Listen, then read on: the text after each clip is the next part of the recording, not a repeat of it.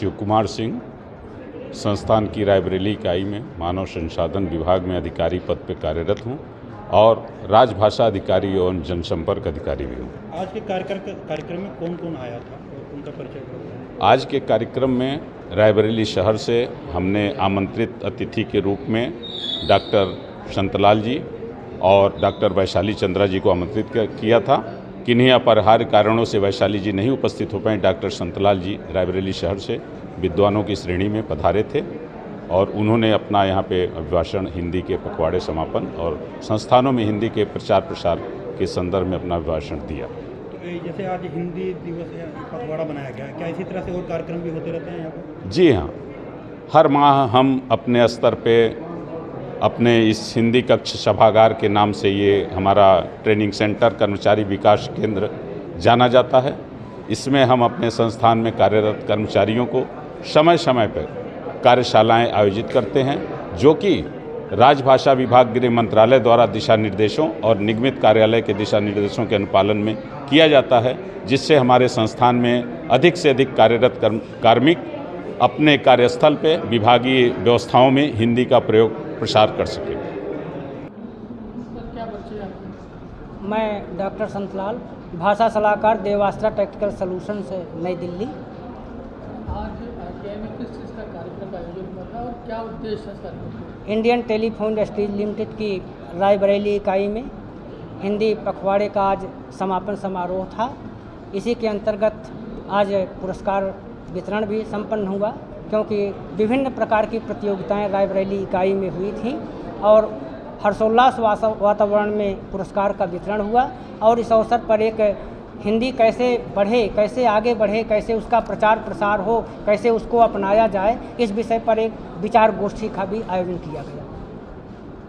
चिंता चाहिए थी कि यहाँ पे जो अंग्रेजी है कहीं ना कहीं उसको प्रथम वरीयता दी जाती है, तो हिंदी को लेकर आपका क्या ऐसा संक्षिप्त बताइएगा, सुझाव क्या है सरकार के लिए कि इसको आगे बढ़ाया जा सकता है? सबसे पहले तो हमको कृत संकल्प होना चाहिए अपनी भाषा को बढ़ाने के लिए। हम दूसरों की भाषा के मोहताज न रहें और अधिक से अधिक अपने बच्चों को हिंदी पढ़ावें और हिंदी में रोज़गार के अवसर पैदा करें। जिस दिन ये भाषा रोज़गार से जुड़ जाएगी, उस दिन ये भाषा अपने आप आगे बढ़ जाएगी।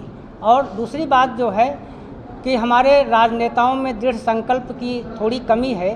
कोई भी किसी भी दल का राजनेता जो है अपने घोषणा पत्र में सब बातें करता है, लेकिन भाषा की बात नहीं करता। जिस दिन अपने घोषणा पत्र में वह भाषा की बात करने लगेगा, उसी दिन हिंदी अपने आप आगे बढ़ जाएगी।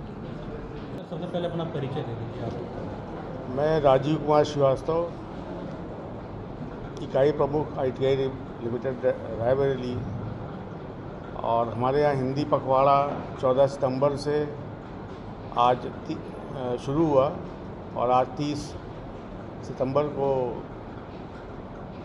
समाप्त हो रहा है। और इसमें विभिन्न प्रकार की प्रतियोगिताएं करवाई गई, जिसमें हिंदी सुलेख प्रतियोगिता, हिंदी निबंध प्रतियोगिता, हिंदी वर्तनी शुद्ध करो, हिंदी सामान्य ज्ञान प्रतियोगिता और हिंदी सामान्य ज्ञान प्रश्नोत्तरी।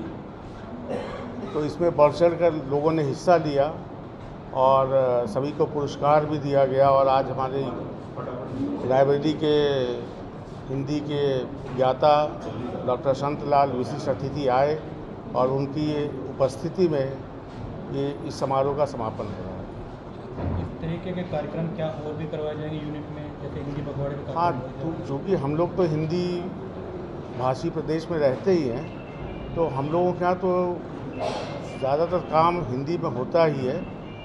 कम से कम जो यूनिट के अंदर जो काम होता है उसमें हिंदी होता है। पर ये ज़रूर है कि जब हम लोग बाहर के दूसरी यूनिट हमारी साउथ इंडिया में है, तो दक्षिण भारत होने की वजह से हम लोग अंग्रेज़ी में काम करते हैं और वहाँ पर भी इस तरीके के कार्यक्रम चल रहा है। तो समय समय पे विभिन्न प्रकार के कार्यक्रम होते रहते हैं। और जैसा कि हमारा HR डिपार्टमेंट है, वो इसको प्लान करता है और ट्रेनिंग भी होती है हिंदी में। जैसे काम करने के लिए कंप्यूटर की ट्रेनिंग चाहिए, तो हिंदी भाषा का उसमें भी इंग्लिश में ही हिंदी का कंप्यूटर में उपयोग किया जा सके, ये सब ट्रेनिंग दी जाती है।